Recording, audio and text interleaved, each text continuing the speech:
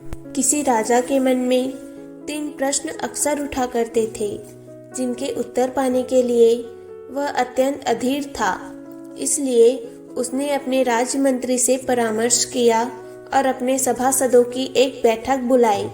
राजा ने उस सभा में जो अपने तीनों प्रश्न सबके सम्मुख रखे, वे थे: पहला, सबसे महत्वपूर्ण कार्य क्या होता है? दूसरा, परामर्श के लिए सबसे महत्वपूर्ण व्यक्ति कौन है? और तीसरा, किसी भी निश्चित कार्य को करने का महत्वपूर्ण समय कौन सा होता है? कोई भी राजा के प्रश्नों का संतोषजनक उत्तर न दे पाया, लेकिन उस सभा में राजा को एक ऐसे सन्यासी के बारे में पता चला जो सुदूर जंगल में एक कुटिया में रहते थे और सबकी जिज्ञासा का समाधान करने में समर्थ थे। राजा भी साधारण वेश में अपने कुछ सैनिकों एवं गुप्तचरों को साथ लेकर चल दिया उस सन्यासी के दर्शनों के लिए। दिल में एक ही आस थी कि अब उसे अपने प्रश्नों के उत्तर अवश्य ही मिल जाएंगे। जब वे सब सन्यासी की कुटिया के समीप पहुँचे तो राजा ने अपने सभी सैनिकों एवं गुप्तचरों को कुटिया से दूर रहने का आदेश दिया और स्वयं अकेले ही आगे बढ़ने लगा। राजा ने देखा कि अपनी कुटिया के समीप ही सन्यासी खेत में कुदाल चला रहा है। कुछ ही क्षणों में उसकी दृष्टि राजा पर पड़ी। कुदाल चलाते चलाते ही उन्होंने राजा से उनके आने का कारण पूछा और राजा ने भी बड़े आदर से अपने वही तीनों प्रश्न सन्यासी को निवेदित कर दिए। राजा अपने प्रश्नों के उत्तर की प्रतीक्षा करने लगा, लेकिन यह क्या, साधु ने तो उत्तर देने की बजाय राजा को उसकी कुदाल लेने का संकेत कर डाला और राजा भी कुदाल लेकर खेत जोतने लगा।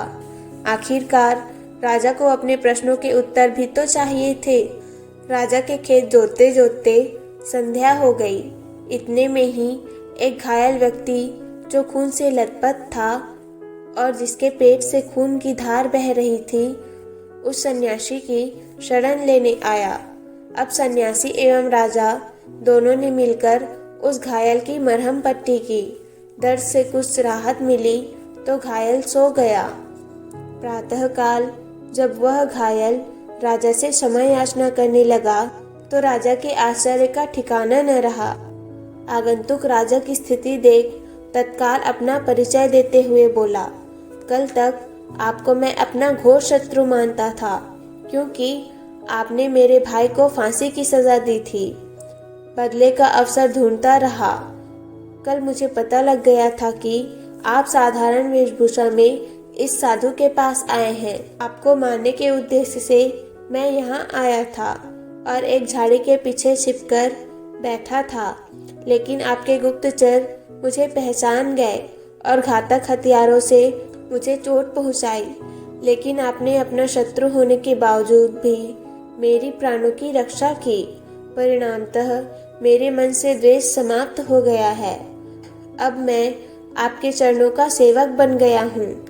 आप चाहे दंड दें अथवा मुझे क्षमा दान दे, यह आपकी इच्छा है। घायल की बात सुनकर राजा स्तब्ध रह गया और मन ही मन इस अप्रत्याशित ईश्वरीय सहयोग के लिए प्रभु का धन्यवाद करने लगा। सन्यासी मुस्कुराया और राजा से कहने लगा, राजन, क्या अभी भी आपको अपने प्रश्नों के उत्तर नहीं मिले? राजा कुछ दुविधा में दिखाई दे रहा था, इसीलिए सन्यासी ने ही बात आगे बढ़ाई। आपके पहले प्रश्न का उत्तर, सबसे महत्वपूर्ण कार्य वही होता है जो हमारे सामने होता है। जैसे आपने मुझे खेत जोतने में सहयोग दिया।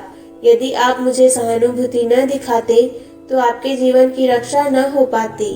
आपका दूसरा प्रश्न यह था कि परामर्श के लिए कौन महत्वपूर्ण होता है, जिसका उत्तर आपको स्वयं ही मिल चुका है। जो व्यक्ति हमारे पास उपस्थित होता है उसी से परामर्श मायने रखता है। जैसे उस घायल व्यक्ति को सहायता की आवश्यकता थी जिसके प्राण आपने बचाए, इस तरह आपका शत्रु भी आपका मित्र बन गया। तीसरे प्रश्न का उत्तर यही है कि किसी भी निश्चित कार्य को करने का महत्वपूर्ण समय होता है अभी। वर्तमान के महत्व को कभी नहीं भूलना चाहिए। भविष्य की चिंता में वर्तमान यदि बिगड़ गया तो हम हाथ ही मलते रह जाएंगे।